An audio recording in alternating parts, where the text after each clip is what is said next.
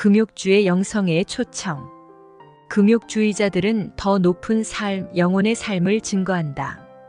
독일의 위대한 순교자요, 신학자인 디트리히 본헤퍼는 우리 안에 금욕주의자의 요소가 없다면 그리스도를 따르기 어렵다고 말했다. 금욕적 행위들은 우리를 곁길로 빠지지 않게 지켜준다. 내 두드러진 기질이 무엇이든 금욕의 실천은 우리 여정의 진보에 도움을 준다. 5장. 행동주의 영성. 참여와 대결로 하나님을 사랑한다. 행동주의자들을 모방하는 사람들도 많지만 멸시하는 사람들도 똑같이 많다. 사실 성경에도 행동주의자가 많이 나온다. 엘리야와 모세 같은 지도자들에게서 그리스도인의 행동주의 영성을 찾아볼 수 있다. 행동주의자들은 영광과 오명을 안고 성경의 신앙 역사에 뛰어든다. 모세는 시작부터 행동주의자였다.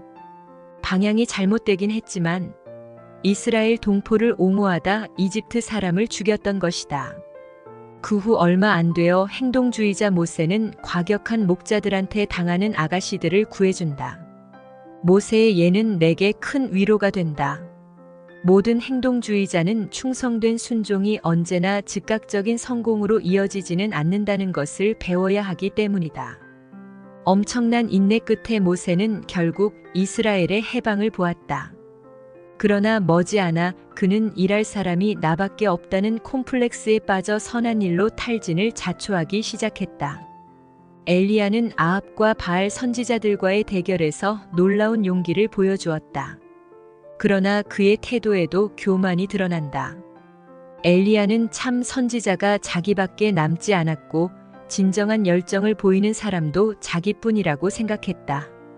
엘리야의 후계자 엘리사도 행동주의자였으나 후에 이스라엘 왕이 될 하사엘과의 대결에서 놀라운 성숙을 보여준다. 하박국은 행동주의자들에게 주는 좋은 경고이다. 행동주의자들은 믿음으로 살라는 하박국서의 메시지를 배울 필요가 있다. 행동주의자들은 교회만 무반응이 아니라 하나님마저 침묵하신다는 생각이 든다. 의에 대한 우리의 관심이 하나님의 관심보다 더 커 보인다면 그것은 우리가 자칭 메시아의 착각에 빠진 것이다. 행동주의자들이 행동과 대결을 통해 영의 양식을 얻는 것은 사실상 나쁜 일이 아니다. 그러나 나는 이 기질의 아이러니도 보았다. 행동과 대결은 많은 그리스도인들의 양식이 되지만 동시에 우리를 고갈시킬 수도 있다. 제자들이 사탄의 세력과 대결하고 온 후 예수님은 기어이 그들을 쉬게 하셨다. 쉼이 없다면 행동주의자들은 사랑과 긍휼 대신 증오와 분노라는 자멸적 동기에 빠질 수 있다. 하나님께 드리는 사랑을 지향하는 행동은 묵상주의 영성의 기도 못지않게 하나님께 연락된다. 그러나 그것이 대결을 위한 대결을 지향할 때 우리는 하나 되게 하시는 성령을 섬기는 것이 아니라 죄악된 분열의 영을 부추기는 것이다. 행동주의자가 취할 수 있는 행동의 형태는 많다. 19세기의 찰스 디킨스는 런던 고아들을 위해 탄원했는가 하면 톨스토이는 학대받는 사람들을 열정으로 그려냈다. 찰스 피니는 아직도 노예 제도를 믿는 그리스도인들에게 세례 주기를 거부했고 윌리엄 윌버포스는 자기 조국 영국에서 노예 제도와 싸웠다. 프랭크 셰퍼는 그리스도인들이 새로운 아이디어에 마음을 여는 것도 좋지만 실제로 교육, 이데올로기, 선거 과정, 국책 사업, 시위, 대중매체, 교회의 독선, 가정 강화 등의 분야에서 적극적으로 일을 벌여야 한다고 주장한다. 행동주의 영성으로 하나님을 사랑하는 법. 현장을 걷는 기도. 많은 행동주의자들이 현장을 걷는 기도로 특별한 유익을 얻을 수 있다. 전도자는 도시의 한 블록을 빙 돌면서 조용히 중보기도를 올릴 수 있다. 중보기도자는 정부 청사를 돌면서 정의를 위해 기도할 수 있다. 행진. 수많은 그리스도인들이 모여 예수님을 축하하며 행진하는 예수행진이 예기치 않게 되살아나고 있다. 되살아난다고 말한 것은 아드키 바로크 시대로 거슬러 올라가도 선조들의 그런 행진을 찾아볼 수 있기 때문이다. 중보기도. 날마다 악과 불의에 맞서 대결하는 것이 행동주의자의 천성인 만큼 그들은 초점을 잃거나 악에 오염되지 않도록 기도할 필요가 있다. 기도하지 않는 행동주의자는 머지않아 냉담해지며 주변의 대다수 그리스도인들을 멀리할 수 있다. 행동주의 영성의 유혹, 판단적 태도. 대다수의 영성 작가들이 이구동성으로 말하는 것이 있다. 믿음이 성숙할수록 우리는 자기 삶의 죄를 더욱 버리려 하지만 동시에 다른 죄인들을 더욱 긍휼히 여긴다는 것이다. 죄에 대한 거룩한 증오뿐 아니라 우리의 사랑도 자라야 한다. 자기 의와 비판적 태도는 그리스도의 긍휼을 닮은 모습이 아니다. 역사와 성경을 통해 우리는 하나님의 일을 하되 하나님의 방식으로 해야 된다는 것을 배운다. 야망과 섹스. 많은 일을 성취했으나 성적 부도덕에 빠진 형제 그리스도인들의 사연은 너무나 많아 굳이 다시 꺼낼 필요가 없다. 야심이 많은 그리스도인은 타인에게 책임 감시를 부탁할 필요가 있다. 야망과 은밀한 힘이 만나면 성적 범죄의 옥토가 된다. 행동주의 영성은 이 점에 있어 다른 많은 기질보다 유혹이 많을 수 있다. 엘리트 의식과 적이. 사무엘상 30장에서 좋은 경고를 만날 수 있다. 전투 중 많은 병사들이 맹추격으로 피곤해지자 다윗은 보급품을 지키도록 그들을 남겨두고 다른 병사들과 함께 나가 전쟁을 마무리한다. 추격을 계속했던 승리의 개선 용사들 사이에 엘리트 의식이 생겨났다. 그들이 우리와 함께 가지 아니하였은즉 우리가 도로 찾은 물건은 무엇이든지 그들에게 주지 말라고 그들은 말했다. 다행히 다윗이 끼어들었다. 다윗은 이것을 율례와 규례로 삼아 향후에도 싸운 병사나 보급품을 지킨 병사나 똑같이 보상을 받도록 했다. 이것은 사도 바울이 다양한 영적 은사와 소명을 존중해야 한다고 입버릇처럼 말한 것과도 통한다. 활동과 통계 수치에 집착함. 진실성과 노력은 든든한 두 다리다. 그러나 의자의 안정성을 주려면 두 다리만으로 부족하다. 행동주의자들에게는 진실성과 노력 외에도 신중한 기도가 필요하다. 언제나 그렇듯 예수님은 낮이면 열심히 일하고 밤이면 열심히 기도한 사람의 완전한 표본이다. 베드로는 행동에 빨랐다가 나중에 후회할 일이 많았던 사람의 표본이다. 개인적 성화의 소홀함. 예수님은 이웃의 눈에서 티를 빼내기 전 먼저 우리 자신의 눈에서 들보를 빼라고 말씀하셨다. 사회 참여는 절대 개인적 성화를 대체할 수 없다. 사실 개인의 성화 없는 사회 참여는 득 못지않게 해가 될 수 있다. 고귀한 소명. 교회는 행동주의자들, 선지자들과의 사이가 불편할 때가 많았다. 그러나 그럴수록 행동주의자들은 하나님을 더욱더 사랑해야 한다. 행동주의 영성의 길을 걷는다는 것은 고귀한 소명이다. 우리가 행동에 나서는 것은 그것이 하나님께 사랑을 표현해드리는 최선의 길이기 때문이다. 이런 태도로 무장할 때 성공적인 사역 개인적인 업적이 아니라은 곧 뒤따를 것이다. 6장. 박애주의 영성. 이웃 사랑으로 하나님을 사랑한다. 캘커타의 테레사 수녀는 가난한 자, 병든 자, 궁핍한 자들의 눈을 들여다보며 하나님의 형상을 보았다고 말했다. 그녀는 다른 사람들을 사랑함으로 하나님을 사랑하는 법을 배웠다. 이렇게 말하면 상담 분야 사람들은 의존 증세를 잔뜩 우려할지 모른다. 그러나 하나님을 사랑할 수 있는 가장 뜻깊은 길 중 하나가 다른 사람들을 사랑하는 것임을 깨달은 사람들이 많다. 박애주의자들에게 있어 남을 돌보는 일은 자빌이 아니라 일종의 예배다. 박애주의자들은 자신의 소명과 기질을 이해하려 함에 있어 특히 두 사람을 살펴볼 수 있다. 모르드게의 첫 번째 그림은 에스더 2장 7절에 나온다. 거기서 우리는 부모의 강제 이주로 인해 고아가 된 에스더를 거두는 모르드게를 볼 수 있다. 에스더를 위한 모르드게의 수고는 엄청난 것이었다. 그녀가 왕궁에 들어간 후에도 그는 늘 에스더가 잘 지내는지 깊은 관심으로 지켜보았다. 모르드게의 두 번째 그림은 2장 후반부에 나온다. 이번에 모르드게가 챙긴 사람은 왕이었다. 모르드게는 들은 내용을 고하여 왕이 해를 당하지 않도록 구했다. 그러나 모르드게는 사람에 영합하는 자가 아니었다. 3장에 보면 모르드게는 하만 앞에 절하기를 거부하여 하만의 분노를 산다. 모르드게는 남을 섬김으로써 하나님을 섬길 수 있을 때는 남을 섬겼으나 그 둘이 서로 충돌할 때는 하나님을 기쁘시게 했다. 유사일의 진정 온전한 인간은 오직 예수님뿐이었다. 그래서 그분께는 이 책에 나오는 영적 기질이 모두 보인다. 그 중에서도 예수님은 긍휼의 완전한 표상이었다. 예수님은 병든 자, 귀신 들린 자, 잃어버린 영혼을 돌보셨다. 그분은 제자들에게도 가난한 자에게 주라고 하셨고 친히 무리를 보시며 몹시 측은해 하셨다. 예수님은 자신의 필요를 다른 사람들의 필요보다 밑에 두셨다. 이 땅을 살다간 그 누구보다도 그분께는 꼭 이뤄야 할 더 중요한 사명이 있었다.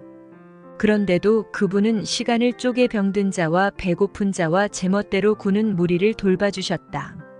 소위 영적인 일도 우리 손에 때를 묻히지 않을 구실은 될 수 없다. 긍휼에 대한 성경의 가르침. 이웃을 돌봄으로 하나님을 사랑하라는 성경의 도전은 무수히 많다. 선한 사마리아인의 이야기는 신약 성경을 통틀어 가장 잘 알려진 비유 중 하나일 것이다. 예수님은 많은 가르침을 통해 긍휼을 강조하셨다. 그러니 신약 성경 저자인 그 제자들이 우리에게 이웃 사랑으로 하나님을 사랑하도록 가르친 것은 당연한 일이다. 요한은 우리가 형제를 사랑함으로 사망에서 옮겨 생명으로 들어간 줄을 알거니와라고 말했다. 바울도 요한과 한 목소리로 그리스도인들에게 서로 돌볼 것을 권한다. 각각 자기 일을 돌아볼 뿐더러 또한 각각 다른 사람의 일을 돌아보아. 베드로는 우리에게 서로 대접할 것과 하나님께 받은 은사를 사용해 서로 섬길 것을 권한다. 이것은 모든 그리스도인들의 삶의 일부가 되어야 한다.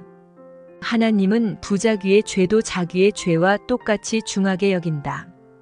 이웃을 섬김으로 하나님을 사랑하는 길은 얼마든지 많으며 박애주의 영성은 그것을 잘 통합한다. 생각해 볼 만한 활동들을 몇 가지 꼽아본다면 죄수와 자매 결연을 맺는 것, 개인적 위기를 만난 친구를 도와주는 것, 돈을 빌려주는 것, 약물 중독과 싸우는 사람을 거두는 것, 구조대에서 자원봉사자로 일하는 것, 문맹에게 글을 깨쳐주는 것, 매 맞는 여성보호시설에서 시간을 헌신하는 것, 시각장애자를 위해 녹음해주는 것, 피곤한 부모들의 자녀를 봐주는 것 등이 있다. 성령께서 감화하고 인도하실 때 남을 도우려는 자들에게 펼쳐진 기회의 수는 제한이 없다. 전도의 도입으로 하든 아니면 다른 사람들에게 그리스도의 사랑을 나타내는 봉사로 하든 그것은 행동화된 복음의 강력한 그림이다. 남을 돌보는 것은 선지자적 행위이다. 우리는 자기중심적 동물이라 남에게 관심을 품는다는 것은 비본성적 반응이며 그래서 하나님의 초자연적 손길에 대한 증거가 된다. 따라서 하나님을 뜨겁게 사랑하기에 긍휼을 베푸는 그리스도인들은 이기적인 문화와 때로는 이기적인 교회의 예언자로서 말하는 셈이다. 이렇듯 선지자적 긍휼은 반드시 하나님께 대한 사랑에서 나와야 한다. 즉 하나님이 나를 한없이 사랑하심을 알기에 남들을 돌보는 것이라야 한다. 박애주의 영성의 유혹. 판단. 우리는 자칫 묵상주의자들은 너무 거룩해 실생활에 도움이 안 된다고 생각할 수 있다. 그러나 예수님은 당신 발 앞에 앉아 경배하는 것도 중요한 일이라고 마르다에게 아주 직접적으로 말씀하셨다. 모든 그리스도인들이 다른 사람들을 돌보도록 부름받은 것은 사실이지만 그 본분을 다하는 길은 각기 다를 수 있다. 타인의 예배의 타당성을 판단하는 것은 우리 몫이 아니다. 이기적 동기로 남을 섬김. 자존감이 낮은 사람들은 자기 존재를 확인하기 위해 봉사 욕구를 느낄 수 있다. 질환으로서의 긍휼은 사실상 탈취 행위다. 그것은 기만 행위다. 상대를 사랑하되 보상으로 자신을 사랑하거나 의존하게 만들려고 그리하기 때문이다. 편협한 정의. 행동주의 영성과 박애주의 영성에는 생각보다 공통점이 많다. 박애주의자들은 행동주의자의 동기를 판단하려는 유혹을 느낄 수 있다. 그러나 둘은 함께 일할 수 있다. 긍휼의 정의가 편협해 결국 문제 해결을 위한 장기적 돌봄과 문제 경감을 위한 단기적 돌봄의 구분을 놓치지 않도록 조심하라. 하나님 나라 사역에는 양쪽 다 필요하다. 측근 사람들을 무시함. 바울은 디모데에게 이렇게 말했다. 누구든지 자기 친족, 특히 자기 가족을 돌아보지 아니하면 믿음을 배반한 자요, 불신자보다 더 악한 자니라. 내 욕구를 채우려는 봉사가 아니라 진정 하나님을 사랑한다면 먼저 가족들부터 즐거이 돌봐야 한다. 아이들 돌보는 것을 자기 예배의 중심부로 여길진데 어린 자녀들을 둔 젊은 주부의 시각은 일대 변혁을 일으킬 것이다. 젊은 아버지는 세상을 바꾸는 일이 자기 집에서부터 시작된다는 것을 배워야 한다. 박애주의 영성의 소명. 긍휼은 모든 신자의 본분이지만 이런 형태의 봉사에 특별한 은사와 소명을 받은 그리스도인들이 있다. 박애주의자들은 조용히 앉아 기도할 때보다는 성인 환자의 기저귀를 갈아줄 때 하나님의 음성이 더 선명히 들릴 수 있다. 이것은 고결하고 거룩한 소명이다. 군중 앞에 설교하는 것만큼 눈에 띄지는 않겠지만 하늘에 계신 우리 아버지께 특히 귀한 것이라 믿는다. 7장. 열정주의 영성. 신비와 축제로 하나님을 사랑한다.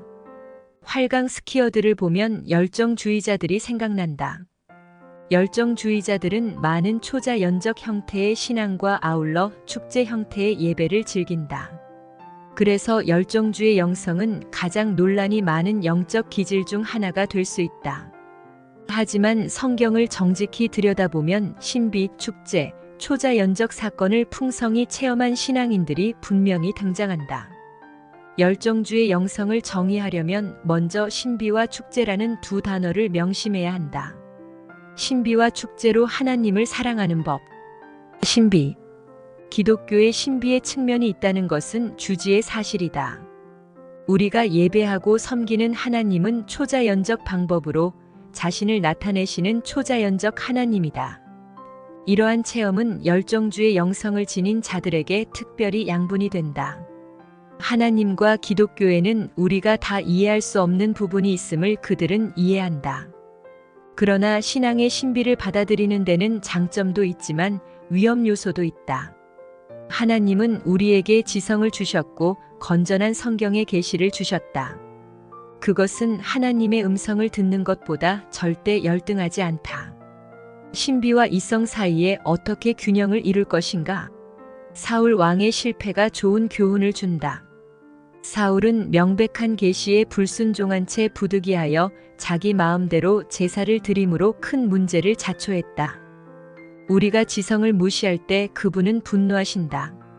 부득이하다는 생각이 들 때마다 따져보지도 않고 그대로 따르는 것은 하나님이 절대 우리에게 기대하시는 바가 아니다. 상충된 내용에 기록된 계시가 있을 때는 더 말할 것도 없다. 신비는 세 가지 모양 즉 꿈의 사용, 기대감, 기도로 신앙의 일부가 되어왔다. 하나님이 꿈을 통해 말씀하신다는 사실은 성경에 잘 입증되어 있다. 하나님은 야곱, 요셉, 솔로몬, 다니엘에게 꿈을 통해 말씀하셨다. 신약에는 환상도 여러 번 나온다. 환상은 깨어있는 상태에서 받는다는 점에서 꿈과 다르다. 바울, 아나니아, 고넬료, 베드로는 다 환상을 받았다. 꿈은 하나님이 깨치고 들어와 낮 동안에 우리 마음이 열려 있지 않아 듣지 못하던 것을 들려주실 수 있는 한 가지 방법이다.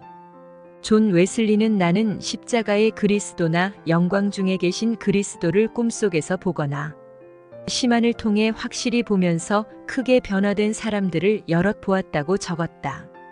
그러나 20년 후 웨슬리는 많은 사람들이 꿈에 대해 갖고 있는 두려움을 인정했고 사탄이 정당한 꿈을 흉내낼 수도 있음도 인정했다.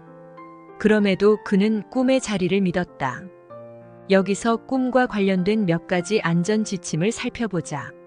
첫째는 경청의 중요성으로 그리스도인들은 적어도 하나님이 우리에게 그 방법으로 말씀하실 수 있다는 가능성을 생각해야 한다. 경청하지 않는다면 중요한 경고나 가르침의 말씀을 놓칠 수 있다. 둘째는 기록의 중요성으로 대부분의 꿈은 기록해 두지 않으면 몇 분 안에 잊혀진다.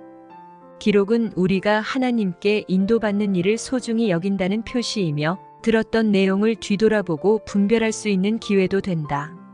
셋째는 의미의 중요성으로 하나님의 명백한 말씀이 담겨 있는 꿈들은 그 해석이 분명하다. 깰 때부터 이해가 된다.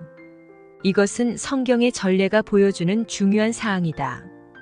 깨는 순간 해석이 분명치 않다면 어떤 통찰이든 일단 보류하고 추가 확증을 기다려야 한다. 넷째로는 공동체의 중요성으로 그리스도의 몸과 분리된 영성은 위험하다. 다섯째는 관점의 중요성으로 매일 밤 꿈을 통해 들으려는 행위는 자칫 아주 위험해질 수 있다. 하나님은 성경에서 분명히 꿈을 사용하신다. 그러나 우리는 아침마다 일어나 간밤에 하나님이 주신 말씀이 무엇일까를 따지는 차원으로 우리 신앙을 전락시켜서는 안 된다. 하나님의 음성을 듣고 싶다면 제일 먼저 성경으로 가야 한다. 아울러 꿈은 우리를 신비한 신앙생활의 다른 측면으로 이어줄 수 있는데 바로 기대감의 중요성이다. 열정주의자들의 신앙에는 기대감이 필요하다. 마땅히 하나님께서 일하셔야 함에도 불구하고 하나님의 역사의 여지가 없이 꽉 짜여진 프로그램이 그들에게는 참을 수 없이 숨막혀 보인다. 기대감의 신비를 가꾸려면 열정주의자들은 아침에 일어나 그날 자기가 섬길 수 있는 사람을 만나게 해달라고 하나님께 기도하는 것도 좋다. 이런 기대감은 열정주의자들의 신앙을 활기차게 한다. 하나님의 역사를 가시적으로 보기 때문이다. 또한 열정주의자들은 자신의 삶 속에 기도의 주머니를 만들어야 하며 뜻하지 않은 방식으로 개입하시는 하나님을 믿는 방법을 배워야 한다. 많은 열정주의자들이 때로 반발하는 신비의 요소는 응답되지 않는 기도의 신비이다. 하나님께서 기도에 재미 들릴 만한 응답으로 만족스런 결과를 주실 때면 열정주의자들은 좋아한다. 그러나 신비가 우리를 침묵하고 무반응하며 잔혹하기까지 한 하나님을 믿도록 이끌어갈 때면 흥분은 온데간데 없이 사라진다. 성숙의 필요성 때문에 열정주의자는 거의 누구나 이런 응답되지 않는 기도의 골짜기를 지나게 되어 있다. 이것이 거룩함의 목표에 이르는 필연적 경로이며 반드시 끝이 있다는 사실을 잊지 말라. 축제. 신비와 더불어 축제 또한 열정주의자들이 양분을 얻는 통로이다. 축제는 성경의 폭넓은 배경을 가지고 있다. 구약시대에는 유월절, 칠칠절, 초막절 등 최소 3번의 주요 절기와 기타 종교 축일이 규정되어 있다. 예수님도 축하 형태의 예배를 장려하셨다. 그분은 제자들과 함께 찬송을 부르셨을 뿐 아니라 종교 지도자들이 그리스도의 예루살렘 입성을 큰 소리로 축하하는 사람들을 비난하자 예수님은 만일 이 사람들이 잠잠하면 돌들이 소리 지르리라고 말씀하셨다. 축제의 행위는 감사할 것이 너무 많다는 것을 일깨워준다. 하나님은 크게 찬양받으시기 합당하신 분이다. 우리의 최선은 그분께 합당한 분량에 언제나 턱없이 모자라다. 그러나 축제는 의무 이상으로 특권이다. 축제의 예배는 기쁨을 가져다 주며 기쁨은 영혼에 힘을 주는 기본 덕목이다. 아이들과 시간을 보내는 것도 삶의 희망과 전망과 기쁨이 있던 때를 기억하며 새로운 시각을 얻을 수 있는 좋은 길이다. 자녀가 다 컸거든 옛날 사진첩을 꺼내놓고 그간 하나님이 해오신 일에 감탄을 느껴보는 것도 좋다. 아기가 자라 건장한 성인이 됐다는 현실을 보며 다시 한번 삶의 본질, 영원한 것으로 돌아가라. 또한 건강한 그리스도인들은 창조 작업을 한다. 창조는 우리 하나님의 본성이다. 우리 안에 하나님의 성령이 거하시기에 우리도 창조할 필요가 있다.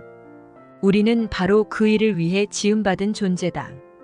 창조를 예배 행위로 볼 때 자신이 비교적 잘하는 일이나 적어도 소질이 있는 일을 선택하는 것이 바람직하다.